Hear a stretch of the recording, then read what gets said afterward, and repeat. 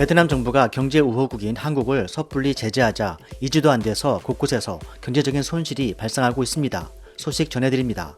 지난달 29일 베트남 하노이에서 예정된 삼성이 투자한 근 2천억 원에 달하는 삼성 R&D 센터의 착공식은 취소됐습니다. 베트남 정부가 29일부터 한국인의 무비자 입국을 불허했기 때문입니다. 삼성의 이재용 부회장은 서울에서 웅우엔 베트남 총리와 미팅에서 2022년 완공되는 삼성 R&D 센터에 베트남 인력 3,000명 고용을 약속한 바 있습니다. 잘 알려진 바와 같이 베트남에서 삼성이 차지하는 GDP 비중은 25%에 달하며 삼성은 단연 외국 투자 기업 중 1위입니다. 베트남에는 삼성 외에도 LG 등 다량의 공장 라인을 보유하고 있으며 그 외에 9천여 개의 중소 한국 기업들이 진출해 있습니다. 이를 통해서 베트남 현지에서 만들어진 일자리는 무려 100만 개나 되며 한국과 베트남은 상호 의존도가 매우 높은 경제 우호국입니다. 그런데 이번 베트남 정부의 제재는 의외적이며 매우 황당하다는 평가입니다. 아무리 베트남의 의료와 방역 시스템 등이 열악하다고 하지만 지나치다는 것이죠. 현지 한국 교민들의 말에 따르면 베트남의 의료 장비나 수준은 상당히 낙후돼 있고 대가족 형태가 많아서 확산 위험이 클 수 있다는 지적도 있습니다. 그러나 특히 3월달은 삼성이 디스플레이, Z 플랫 등 글로벌 시장 공략에 매우 중요한 시점이어서 지체 없는 생산 라인 교체가 필요한 시기이기 때문에 이러한 섣부른 베트남 정부의 조치는 베트남 경제와 산업 전반에도 치명적인 영향을 끼칠 수 있다는 분석이 지배적입니다.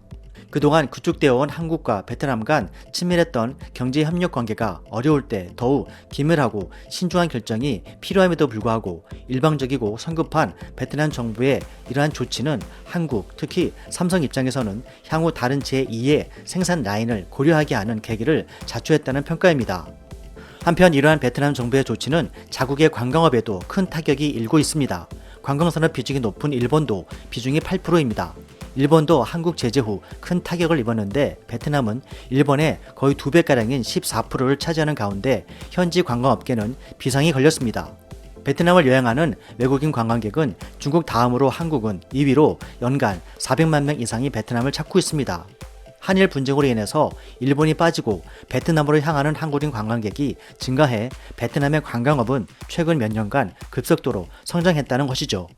한국관광공사에 따르면 이번 사태로 지난달 베트남 방문은 32만여 명으로 대폭 줄어서 전년 동월 대비 16%나 감소했으며 베트남 정부의 조치로 항공길이 전면 차단되면서 사실상 관광객은 제로라고 합니다. 특히 다낭은 한국인들이 연간 100만 명 이상이 찾는 관광지이며 한국 여행사만 100개가 넘고 7천여 명의 우리 교민도 종사하고 있습니다.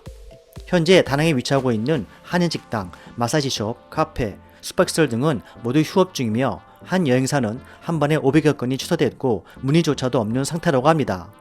호치민 등도 이러한 곤란한 상황은 이어지고 있으며 외국인의 상업용 부동산 취득을 베트남은 제한하고 있기 때문에 건물주가 임대료를 면제해주는 소식도 전해집니다.